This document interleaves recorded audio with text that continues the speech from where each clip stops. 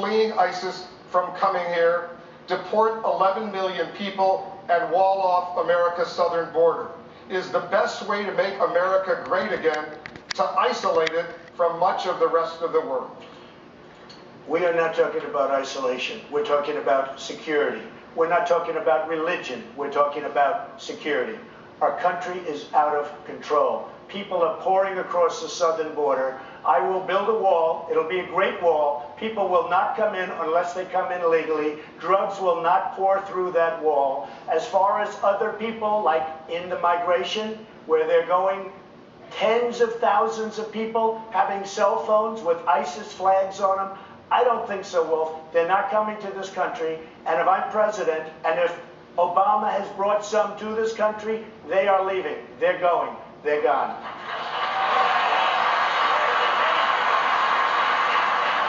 Governor Bush, you called Mr. Trump unhinged when he proposed banning non-American Muslims from the United States. Why is that unhinged?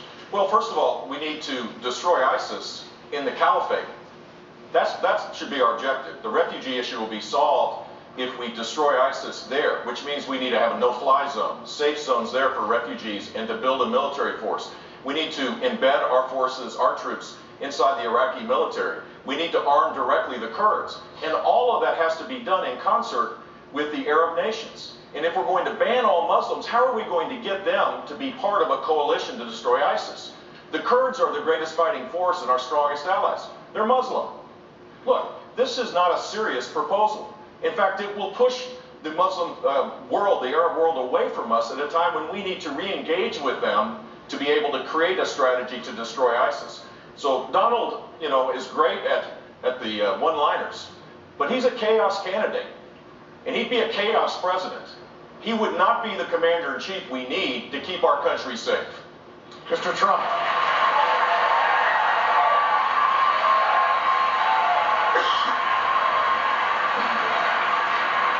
Jeff doesn't really believe I'm unhinged. He said that very simply because he has failed in this campaign. It's been a total disaster. Nobody cares. And frankly, I'm the most solid person up here. I built a tremendous company, and all I want to do is make America great again. I don't want our country to be taken away from us, and that's what's happening. The policies that we've suffered under other presidents have been a disaster for our country. We want to make America great again, and Jeb, in all fairness, he doesn't believe that. Look, he mentioned me. I can talk. This is the problem. Banning all Muslims will make it harder for us to do exactly what we need to do, which is to destroy ISIS. We need a strategy. We need to get the lawyers off the back of the war fighters. Right now, under President Obama, we've created this standard that is so high that it's impossible to be successful in fighting ISIS. We need to engage with the Arab world to make this happen. It is not a serious proposal to say that to the people that you're asking for their support, that they can't even come to the country to even engage in a dialogue with us.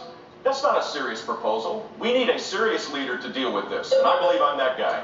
Senator Rubio, I'm going to go to Senator Rubio and get his thoughts. So you have said banning Muslims is unconstitutional, but according to a recent ABC News Washington Post poll, a majority of Republicans support Mr. Trump's idea. Why are they wrong? Well, I understand why they feel that way, because this president hasn't kept us safe.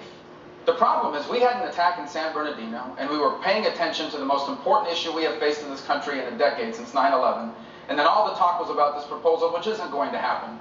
But this is what's important to do. We must deal frontally with this threat of radical Islamists, especially from ISIS. This is the most sophisticated terror group that has ever threatened the world or the United States of America.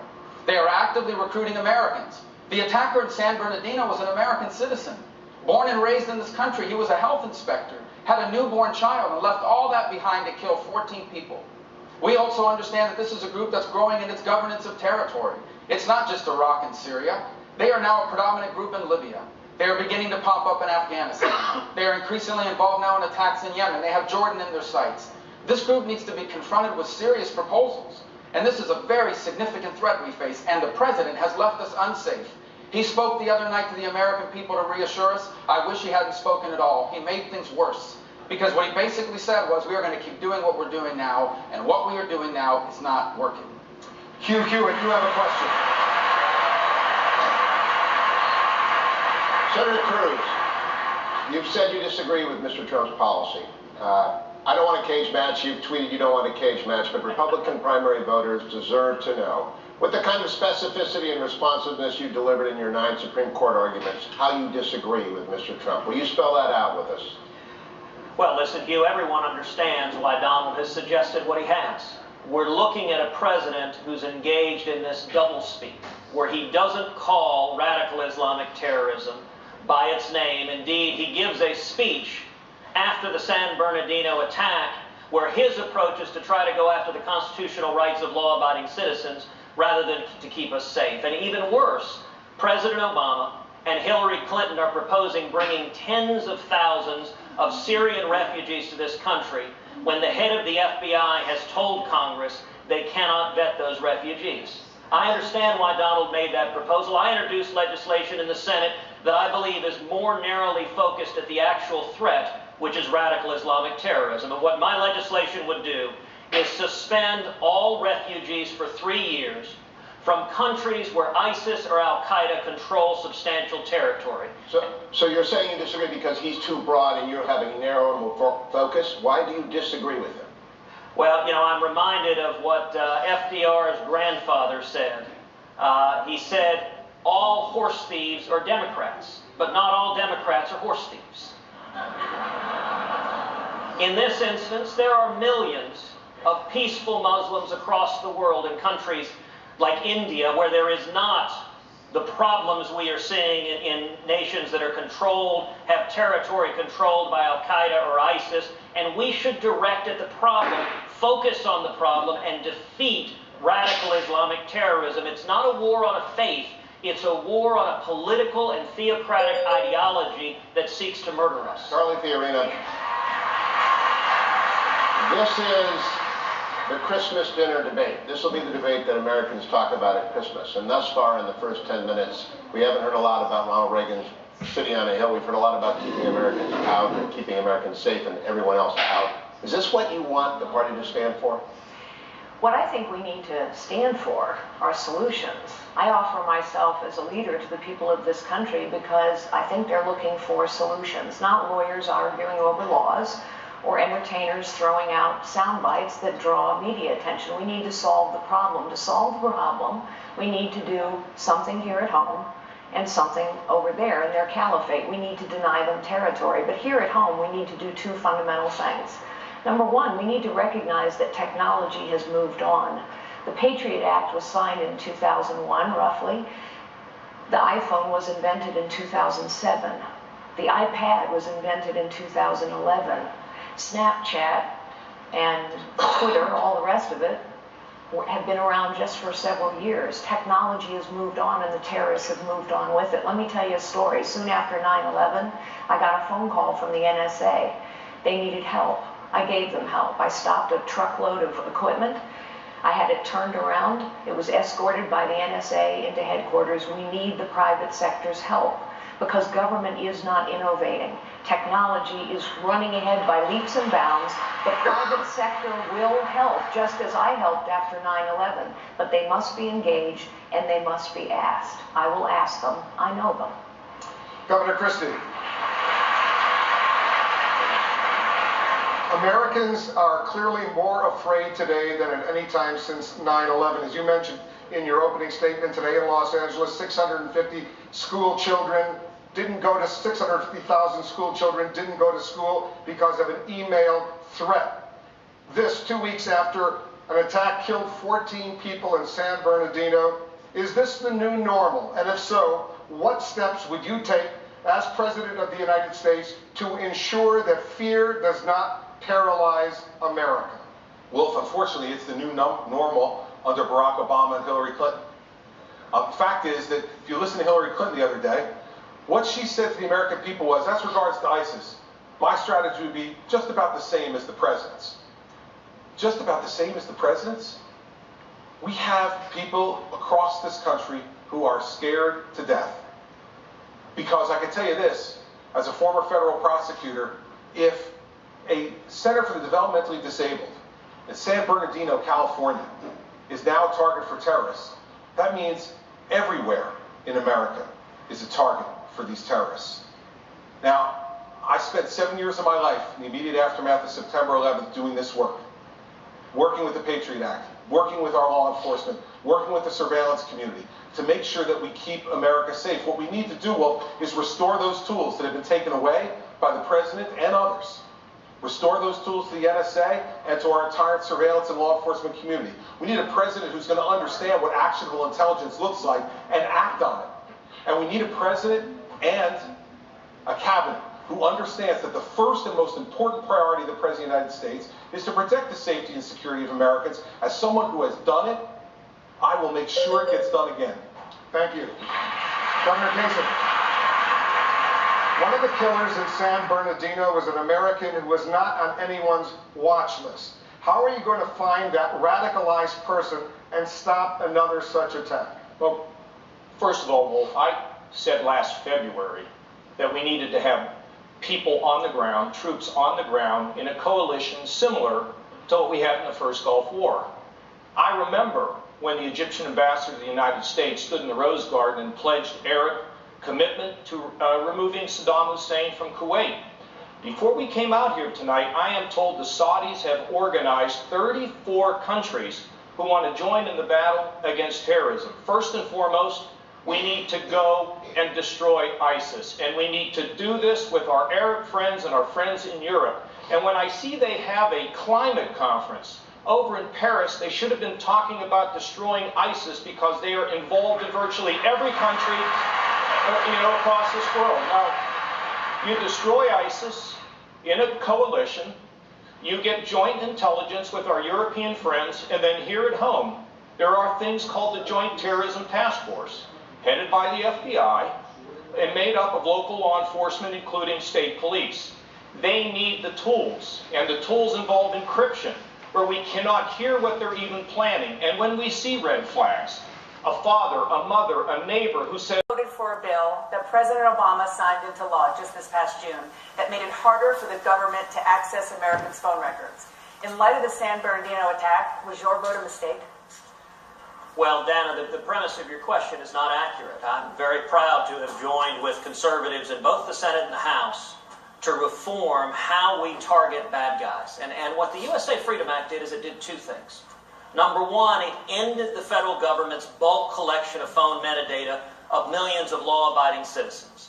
But number two, and the second half of it that is critical, it strengthened the tools of national security and law enforcement to go after terrorists. It gave us greater tools, and we are seeing those tools work right now in San Bernardino. And in particular, what it did is the prior program only covered a relatively narrow slice of phone calls. When you had a terrorist, you could only search a relatively narrow slice of numbers, primarily landlines.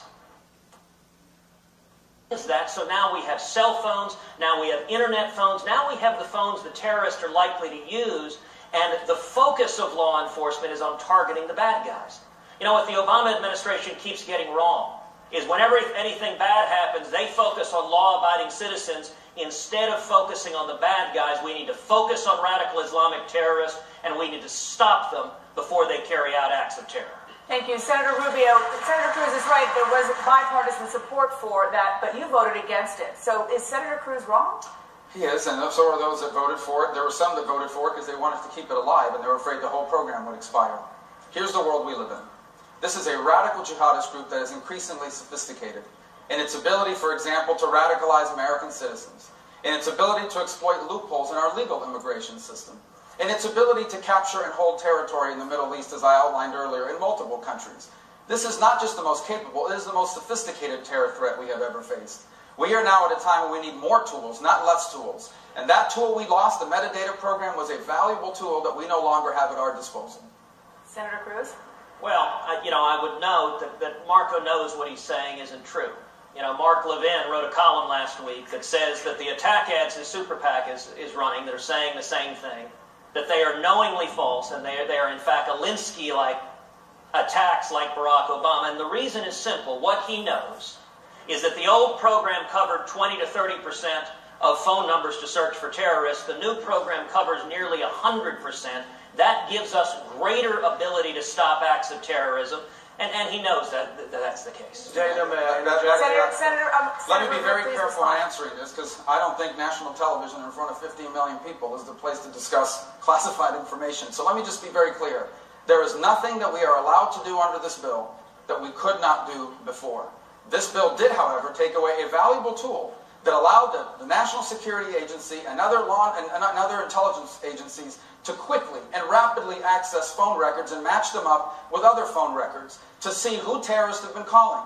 Because I promise you, the next time there is an attack on this country, the first thing people are going to want to know is, why didn't we know about it and why didn't we stop it? And the answer better not be because we didn't have access to records or information that would have allowed us to identify these killers before they attacked. Senator Paul, I know this has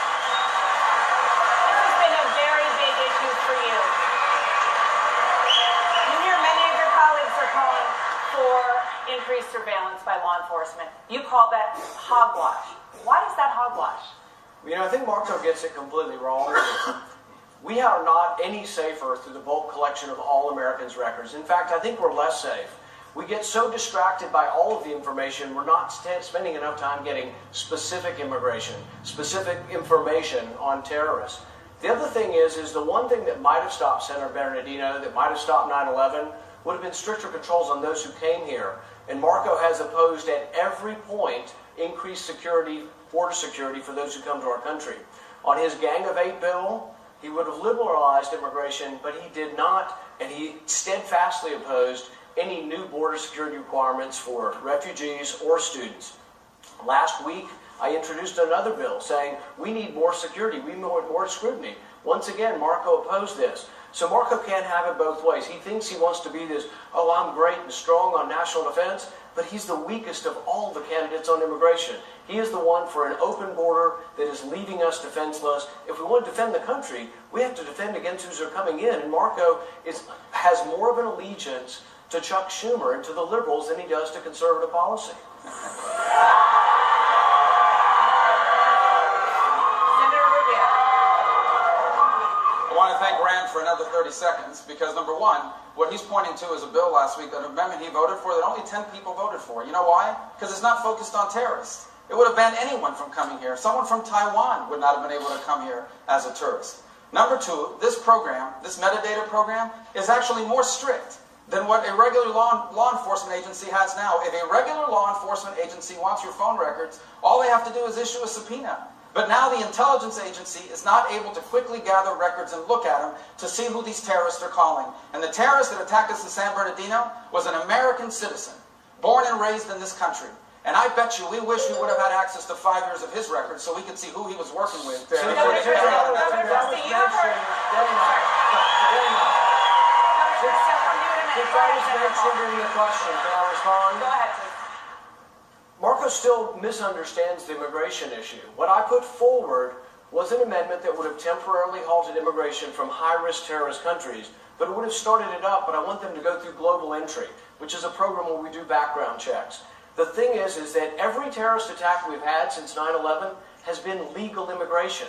Marco wants to expand that. I want more rules, more scrutiny, and to defend the country, you have to defend the border. Senator, we're going to talk about immigration in a while. But Dr. Can I get another 30 seconds? You mentioned me again. You heard Senator Paul, Senator Cruz talk about how important it is to protect Americans' privacy, even in a time of grave danger. Why? What's wrong with that? Listen, I want to talk to the audience at home for a second. If your eyes are glazing over like mine, this is what it's like to be on the floor of the United States Senate. I mean, endless debates about how many angels on the head of a pin from people who've never had to make a consequential decision in an executive position. The fact is, for 7 years, I had to make these decisions after 9/11. Make a decision about how to proceed forward with an investigation or how to pull back, whether to use certain actionable intelligence or whether not to. And yet they continue to debate about this bill and the subcommittee and what. Nobody in America cares about that. What they care about is, are we going to have a president who actually knows what they're doing to make these decisions? And for the 7 years afterwards, New Jersey was threatened like no other region in this country.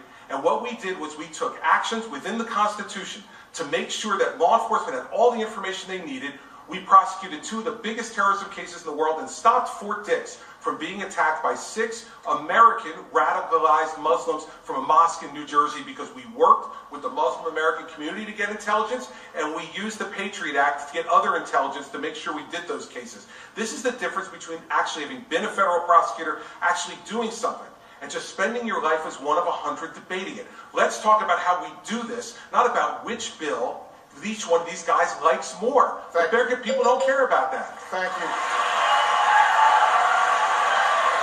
Dr. Carson, you're in favor of monitoring mosques and schools where there is anti-American sentiment. What do you consider anti-American? Well, first of all, let me just complain a little bit. It's the first time I've spoken, and several people have had multiple questions, so please try to pay attention to that. Now, as far as monitoring is concerned, what my point is, we need to make sure that any place, I don't care whether it's a mosque, a school, a supermarket, a theater, it doesn't matter. If there are a lot of people getting there, engaging in radicalizing activities, then we need to be suspicious of it. We have to get rid of all this PC stuff. And people are worried about somebody's going to say that I'm Islamophobic or what have you. This is craziness because we are at war. That's why I asked Congress, go ahead and declare the war. We need to be on a war footing. We need to understand that our nation is in grave danger. You know, what the Muslim Brotherhood said in the explanatory memorandum that was discovered during the Holy Land Foundation trial is that they will take advantage of our PC attitude to get us. And we have to be better than this. We have to be smarter than they are. Dr. Carson, who was right in that little debate we just heard between Senator Rubio and Senator Paul? I think you have to ask them about that. I don't want to get in between them. Let them fight. Wolf, these... Hold on a second. We have a lot more to come, and everybody's going to have their full opportunities. Governor Bush, 6 days after 9/11, your brother visited a mosque and said, quote, Islam is peace. The conversation tonight is about banning Muslims and surveillance of mosques. Are President Bush's words still relevant in today's Republican Party? They are relevant if we want to destroy ISIS, if we want to destroy radical Islamic terrorism. We can't disassociate ourselves from peace-loving Muslims. If we expect to do this on our own, we will fail. But if we do it in unison with people who also are at risk and threatened by Islamic radical terrorism, we'll be far more successful. Look, the FBI has the tools necessary to monitor un-American activities in our country. It goes on. We shouldn't even be talking about it, to be honest with you, out in the public. Of course they have those capabilities, and we should make sure that we give the FBI, the NSA, our intelligence communities, all the resources they need to keep us safe. But the main thing we should be focused on is a strategy to destroy ISIS. And I laid out a plan at the Reagan Library before the tragedy of Paris and before San Bernardino to do just that. It requires leadership. It's not filing an amendment and calling it success. It is developing a strategy, leading the world, funding it to make sure that we have a military that's second to none, and doing the job, and making sure that we destroy ISIS there. That's how you keep America safe. Ms. Fiorito, as you pointed out, you were a CEO in Silicon Valley on 9/11. Companies there, they say they won't help the FBI now crack encrypted communications from ISIS. Should they be forced to? You know, listening to this conversation, let me just say, we have a lot of argument about laws, but none of it solves the problem. Into oblivion, testing whether, quote, sand can glow in the dark. Does that mean leveling the ISIS capital of Raqqa in Syria, where there are hundreds of thousands of civilians? What it means is using overwhelming air power to utterly and completely destroy ISIS. To put things in perspective, in the first Persian Gulf War, we launched roughly 1,100 air attacks a day. We carpet bombed them for 37 days, saturation bombing, after which our troops went in and in a day and a half mopped up what was left of the Iraqi army. Right now, Obama is launching between 15 and 30 air attacks a day. It is photo-op foreign policy. We need to use overwhelming air power. We need to be arming the Kurds. We need to be fighting and killing ISIS where they are. And let me go back to the earlier discussion a minute ago. It's not a lack of competence that is preventing the Obama administration from stopping these attacks. It is political correctness. We didn't monitor the Facebook posting of the female San Bernardino terrorist because the Obama DHS thought it would be inappropriate. She made a public call to jihad, and they didn't target it. The Tsarnaev brothers, the elder brother, made a public call to jihad, and the Obama administration didn't target it. Nidal Hassan communicated with Anwar al-Awlaki, a known radical cleric, asked about waging jihad against his fellow soldiers. The problem is, because of political correctness, the Obama administration, like a lot of folks here, want to search everyone's cell phones and emails and not focus on the bad guys, and political correctness is killing people. Thank you. To be clear, Senator Cruz, would you carpet bomb Raqqa, the ISIS capital, where there are a lot of civilians? Yes or no? You would carpet bomb where ISIS is, not a city, but the location of the troops. You use air power directed, and you have embedded special forces to direct the air power, but the object isn't to level a city. The object is to kill the ISIS terrorists, to make it... Listen, ISIS is gaining strength because the perception is that they're winning, and President Obama fuels that perception. That will change when militants across the globe see that when you join ISIS, that you are giving up your life, you are signing your death warrant, and we need a president who is focused on defeating every single ISIS terrorist and protecting the homeland, which should be the first priority. Thank you, Senator. Senator Rubio, you've been critical of Senator Cruz's strategy. You say his voting record doesn't match his rhetoric. Why? Well, let me begin by saying that we have to understand who ISIS is. ISIS is a radical Sunni group. They cannot just be defeated through airstrikes. Airstrikes are a key component of defeating them, but they must be defeated on the ground by a ground force. And that ground force must be primarily made up of Sunni Arabs themselves. Sunni Arabs that reject them ideologically and confront them militarily. We will have to embed additional American special operators alongside them to help them with training, to help them conduct special missions, and to help improve the airstrikes. The airstrikes are important, but we need to have an air force capable of it. And because of the budget cuts we are facing in this country, we are going to be left with the oldest and the smallest air force we have ever had. We have to reverse those cuts, in addition to the cuts to our Navy, and in addition to the cuts to our Army as well. And beyond that, I would say we must win the information war against ISIS. Every war we have ever been involved in has had a propaganda informational aspect to it. ISIS is winning the propaganda war. They are recruiting people, including Americans, to join them, with the promise that they're joining this great apocalyptic movement that is going to defeat the West. We have to show what life is really like in ISIS territory, and we have to show them why ISIS is not invincible by going out and conducting these attacks and publicizing them to those who they recruit. Because I asked the question, Senator, because you said this. You said he, referring to Senator Cruz, voted against the Defense Authorization Act every year that it came up, and I assume that if he voted against it, he would veto it as president. That's the bill that funds our troops. That is accurate. 3 times he voted against the Defense Authorization Act, which is a bill that funds the troops. It also, by the way, funds the Iron Dome and other important programs. And I have to assume that if you vote against it in the Senate, you would also veto it as president. He has also supported, by the way, a budget that is called the containment budget. And it is a budget that would radically reduce the amount of money we spend on our military. You can't carpet bomb ISIS if you don't have planes and bombs to attack them with. And if we continue those cuts that we're doing now, not to mention additional cuts, we are going to be left with the oldest and the smallest air force this country has ever had. And that leaves us less safe. Senator Cruz. Well, you know, Marco has continued these attacks, and he knows they're not true. Yes, it is true that I voted against the National Defense Authorization Act because when I campaigned in Texas, I told voters in Texas that I would oppose the federal government having the authority to detain U.S. citizens permanently with no due process. I've repeatedly supported an effort to take that out of that bill, and I honored that campaign commitment. But more broadly, you know, the notion Marco is suggesting that somehow he also has tossed more than a few insults this direction. Let's be absolutely clear.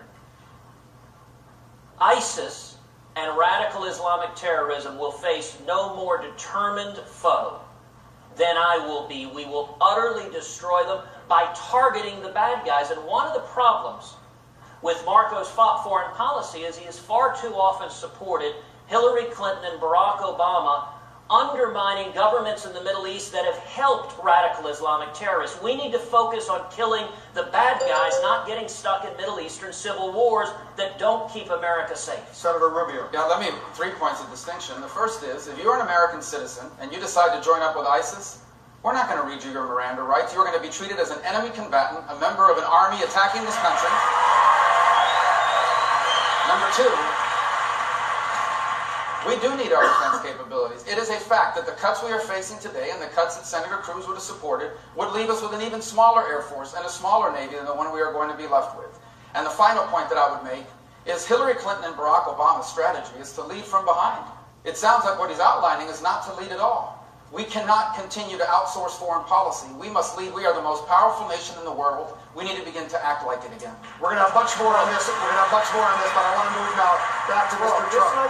Hold on. This legislation on indefinite detention, I think deserves a little more attention. We have a lot to discuss. I want to move to Mr. Trump right now. We have a question on this war against ISIS and how you would fight and win this war. Here's the question from Facebook. Listen to this. I'm Josh Jacob from Georgia Tech. Recently, Donald Trump mentioned that we must kill the families of ISIS members. However, this violates the principle of distinction between civilians and combatants in international law. So my question is, how would intentionally killing innocent civilians set us apart from ISIS? Mr. Trump. We have to be much tougher. We have to be much stronger than we've been. We have people that know what's going on. You take a look at just the attack in California the other day. There were numerous people, including the mother, that knew what was going on. They saw pipe bombs sitting all over the floor. They saw ammunition all over the place. They knew exactly what was going on. When you had the World Trade Center go, people were put into planes that were friends, family, girlfriends, and they were put into planes and they were sent back, for the most part, to Saudi Arabia. They knew what was going on. They went home and they wanted to watch their boyfriends on television. I would be very, very firm with families. And frankly, that will make people think. Because they may not care much about their lives, but they do care, believe it or not, about their families' lives. Donald, Governor Bush, this is another example of the lack of seriousness. Look, this is troubling because we're at war. They've declared war on us, and we need to have a serious strategy to destroy ISIS. But the idea that that is a solution to this is just crazy. It makes no sense to suggest this. Look, 2 months ago, Donald Trump said that ISIS was not our fight, just 2 months ago. He said that Hillary Clinton would be a great negotiator with Iran. And he gets his foreign policy experience from the shows. That is not a serious kind of candidate. We need someone that thinks this through, that can lead our country to safety and security. Mr. Trump. Look, the problem is, we need toughness. Honestly, I think Jeb is a very nice person. He's a very nice person, but we need tough people. We need toughness. We need intelligence, and we need tough. Jeb said when they come across the southern border, they come as an act of love. You said in September 30th that ISIS was not a am I talking or are you talking, Jeb? I'm talking right now. I'm talking. You can go back. You're not talking. You interrupted me, September 30th, Jeb. Are you going to you said apologize, Jeb? No. Am I allowed to finish? Yes, one at a time. Go ahead, Am I allowed to finish? Go ahead, Mr. Trump. So, again, I know you're trying to build up your energy, Please. Jeb, but it's not working. One at a time. Look. We need a toughness. We need strength. We're not respected as a nation anymore. We don't have that level of respect that we need. And if we don't get it back fast, we're just going to go weaker, and just disintegrate. We can't allow that to happen. We need strength. We don't have it. When Jeb comes out and he talks about the border, and I saw it, and I was witness to it, and so was everyone else, and I was standing there, they come across as an act of love. He's saying the same thing right now with radical Islam. And we can't have that in our country. It just won't work. We need strength. Governor Bush. Donald, you're not going to be able to insult your way to the presidency. That's not going to happen. And I do have the strength.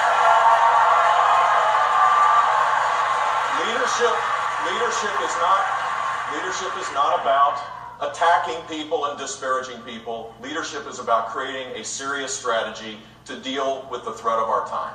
And I laid out that strategy before the attacks in Paris and before the attacks in San Bernardino, and it is the way the way forward. We need to increase our military spending. We need to deal with a no-fly zone in Syria, a safe zone. We need to focus on building a military that is second to none so that we can destroy Islamic terrorism. With Jeb's attitude, we will never be great again. That I can tell you. We will never be great again. All right, Hugh Hewitt at Danabash. Hugh, go ahead with the next question. Dr. Carson, we have to be much tougher. We have to be much stronger than we've been. We have people that know what's going on. You take a look at just the attack in California the other day. There were numerous people, including the mother, that knew what was going on. They saw pipe bombs sitting all over the floor. They saw ammunition all over the place. They knew exactly what was going on. When you had the World Trade Center go, people were put into planes that were friends, family, girlfriends, and they were put into planes and they were sent back, for the most part, to Saudi Arabia. They knew what was going on. They went home and they wanted to watch their boyfriends on television. I would be very, very firm with families. And frankly, that will make people think. Because they may not care much about their lives, but they do care, believe it or not, about their families' lives. Donald, this is Governor Bush. This is another example of the lack of seriousness. Look, this is troubling because we're at war. They've declared war on us, and we need to have a serious strategy to destroy ISIS. But the idea that that is a solution to this is just crazy. It makes no sense to suggest this. Look, 2 months ago, Donald Trump said that ISIS was not our fight. Just 2 months ago. He said that Hillary Clinton would be a great negotiator with Iran. And he gets his foreign policy experience from the shows. That is not a serious kind of candidate. We need someone that thinks this through, that can lead our country to safety and security. Mr. Trump. Look, the problem is, we need toughness. Honestly, I think Jeb is a very nice person. He's a very nice person, but we need tough people. We need toughness. We need intelligence, and we need tough. Jeb said when they come across the southern border, they come as an act of love. You said in September 30th that ISIS was not a Am I talking or are you talking, Jeb? I'm talking right now. I'm talking. You can go back. You're not talking. You interrupted me, September 30th, Are you going to you said apologize, Jeb? No. Am I allowed to finish? Yes, one at a time. Go ahead. Am I allowed to finish? Go ahead, Mr. Trump. So, Little bit again, of I know you're trying to build up your energy, Please. Jeb, but it's not working. One at a time. Look. We need a toughness.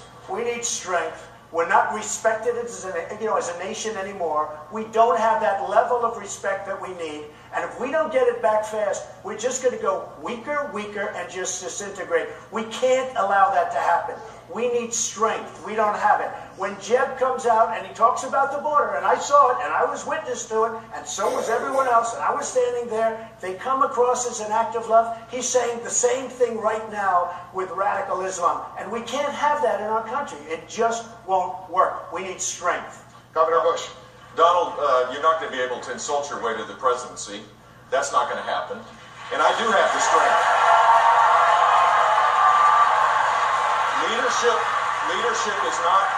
Leadership is not about attacking people and disparaging people. Leadership is about creating a serious strategy to deal with the threat of our time. And I laid out that strategy before the attacks in Paris and before the attacks in San Bernardino, and it is the way forward. We need to increase our military spending. We need to deal with a no-fly zone in Syria, a safe zone. We need to focus on building a military that is second to none so that we can destroy Islamic terrorism. With Jeb's attitude, we will never be great again. That I can tell you. We will never be great again. All right, Hugh Hewitt at Danabash. Hugh, go ahead with the next question. Dr. Carson, various people that frankly, if they were there and if we could have spent that $4 trillion in the United States to fix our roads, our bridges, and all of the other problems, our airports, and all of the other problems we have, we would have been a lot better off. I can tell you that right now. We have done a tremendous disservice, not only to the Middle East, we've done a tremendous disservice to humanity. The people that have been killed, the people that have been wiped away, and for what? It's not like we had victory. It's a mess. The Middle East is totally destabilized, a total and complete mess. I wish we had the $4 trillion or $5 trillion. I wish it was spent right here in the United States on our schools, hospitals, roads, airports, and everything else that are all falling apart. That is exactly what President Obama said. Go ahead. That's exactly what President Obama has said. I'm amazed to hear that from a Republican presidential candidate. But let's just start with who got it wrong. Who really got it wrong? Hillary Clinton has gotten every foreign policy challenge wrong. The gimmicky red reset button with Vladimir Putin. Recall that she called Bashar al-Assad a positive reformer, and then she opened an embassy. And then later she said over and over and over again, Bashar al-Assad must go, although she wasn't prepared to do anything about it. Recall that Hillary Clinton was all for toppling Muammar Gaddafi, then didn't listen to her own people on the ground. And of course, when she lied about the terrorist attack in Benghazi, she invited What the heck is she more talking terrorist about? attacks. Thank you, Mr. Trump. Well, there's nothing to respond to. People feel differently. I mean, the fact is Benghazi was a disaster because of Libya. Everything just fell into place. It could not have been worse. What do we have now? We have nothing. We've spent $3 trillion and probably much more. They have no idea what we spent. Thousands and thousands of lives. We have nothing. Wounded warriors all over the place who I love. We have nothing for it. And by the way, and Ben said, and correctly, and I'm not saying this is a knock, because this is one of the finest men. You're not going to find a finer man. But I've been talking about oil for 3 years. I've been saying, take the oil, take the oil. I didn't say just bomb it. I said take it and use it and distribute it so that the wounded warriors and people. But I've been saying this now for many years. Now all of a sudden everybody's saying take the oil. It wasn't so fashionable to take the oil 6 months ago. I've been saying it for years. Dr. Carson, is the Middle East, Dr. Carson, is the Middle East better off? Where there was a battle over amnesty, and some chose, like Senator Rubio, to stand with Barack Obama and Chuck Schumer and support a massive amnesty plan. Others chose to stand with Jeff Sessions and Steve King and the American people and secure the border. And then let me mention, this issue is actually directly connected to what we've been talking about, because the front line with ISIS isn't just in Iraq and Syria, it's also in Kennedy Airport and the Rio Grande. Border security is national security. And you know, one of the most troubling aspects of the Rubio-Schumer Gang of Eight bill was that it gave President Obama blanket authority to admit refugees, including Syrian refugees, without mandating any background checks whatsoever. Now, we've seen what happened in San Bernardino.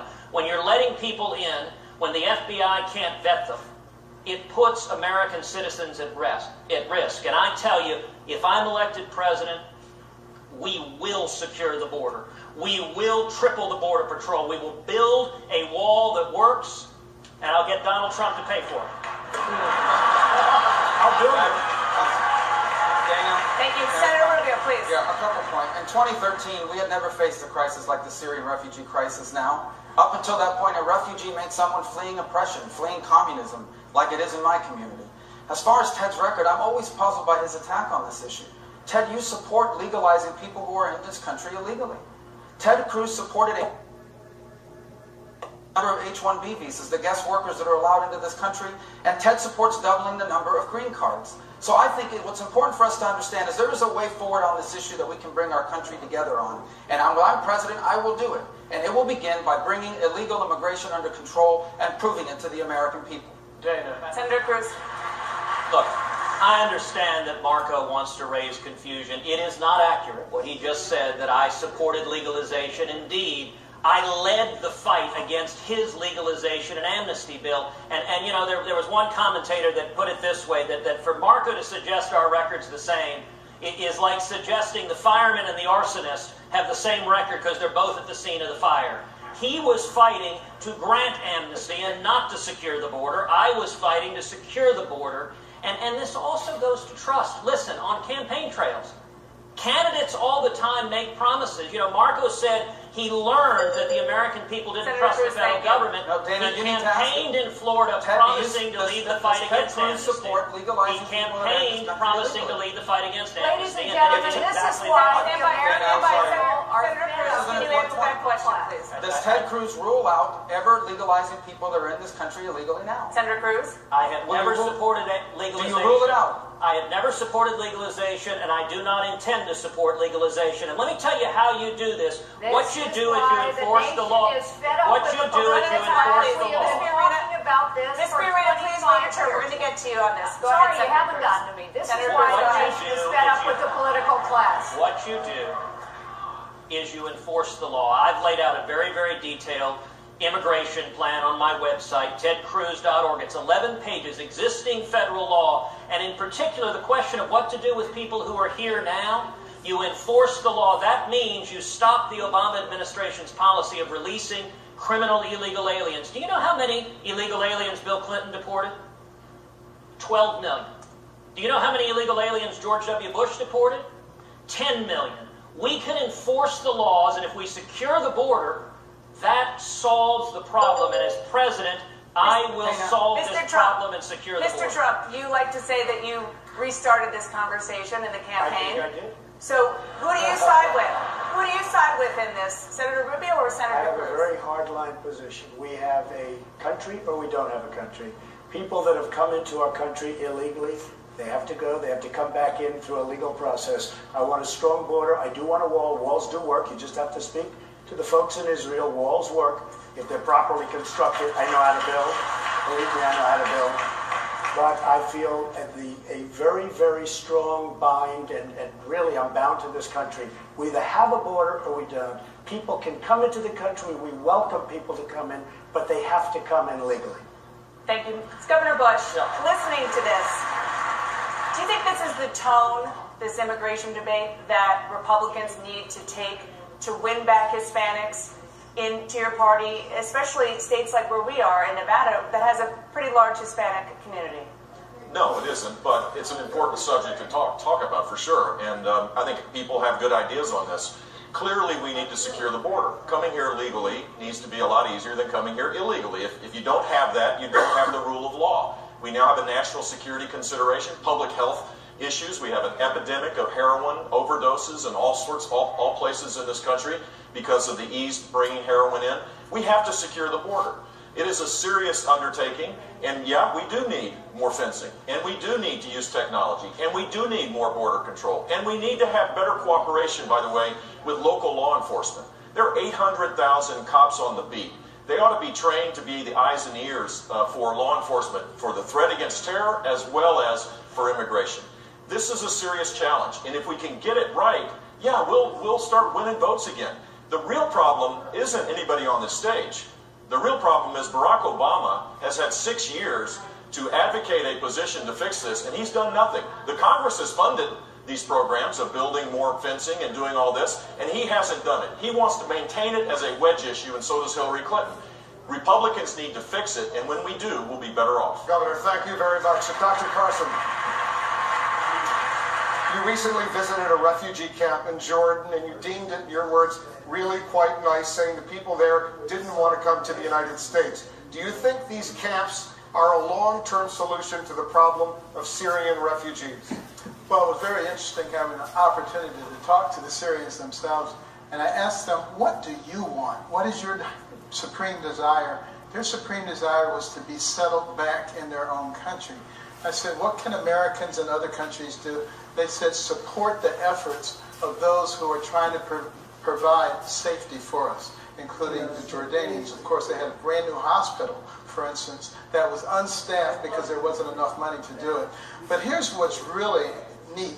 If you go into Hasaka province in northeastern Syria, that's an area that's as big as Lebanon. It's controlled by the Kurds, the Christians, and the moderate Sunnis. And there are airstrips and hotels. You could settle a lot of people there. All we would have to do is be willing to provide them with some weaponry, some defensive weaponry. And we seem to be afraid to give the Kurds weaponry. We like to send it for some strange reason through Baghdad, and then they only get a tenth of it. And if we would support them, we have a perfect ideal there. We don't need to set this up as we either take a bunch of refugees who will be infiltrated with terrorists. I guarantee you, for them not to be, would to be terrorist malpractice. And we need to choose the right choice, not these false choices. Senator Paul, you oppose letting in Syrian refugees at this time into the United States. The U.S. has already accepted 2,000 Syrian refugees, including 13 living here in Las Vegas right now. Would you send them back? What would you do with these people? You know, I think we need to set the record straight on this, because I think Marco misspoke about the bill. On the Gang of 8 bill, there was no provisions really for extra scrutiny or safety for refugees. At the time the bill came up, 2 Iraqi refugees came to my hometown, Bowling Green, Kentucky. Their fingerprints were on a bomb from Iraq. They were in the database, but we didn't pick them up. We relocated them here, put them in government housing, got them on food stamps, and we began providing for them, but we didn't have adequate security. On the Gang of 8 bill, on Marco's bill, we had an opportunity. There was a conservative consensus for an amendment I put forward called Trust But Verify that would have strengthened border security on both refugees, students, and those coming here. And Marco sided and was, I guess, more sympathetic to Chuck Schumer and to the president than he was to conservative principles. But this goes directly to national defense. And if he wants to run as a national defense conservative, he's got to explain why he hasn't stepped up to support border security. Senator Rubio. As he's just admitted, the reason why those refugees were allowed in here because they messed up in how they used the actual database. They should have known. They didn't because they didn't run the actual law as it exists now. It didn't work well. As far as the refugees are concerned, it's not that America doesn't want to accept refugees, Wolf. It's that we may not be able to, because this is an issue we have to be 100% right on. If we allow 9,999 Syrian refugees into the United States, and all of them are good people, but we allow one person in who's an ISIS killer, we just get one person wrong, we got a serious problem. And there is not a single person in the national defense apparatus of this country that can guarantee you we're going to be 100% right. And that's why, as president, I'll take this very seriously. Senator Paul, you didn't answer the question about the 2,000 Syrian refugees who are already here in the United States. Will you send them back or let them stay? What my bill would do would be only for refugees going forward. So I haven't taken a position on sending anyone home, but I have taken the position that we have a lot of problems here in our country, and that one of the things that we do, charity is about giving your own money.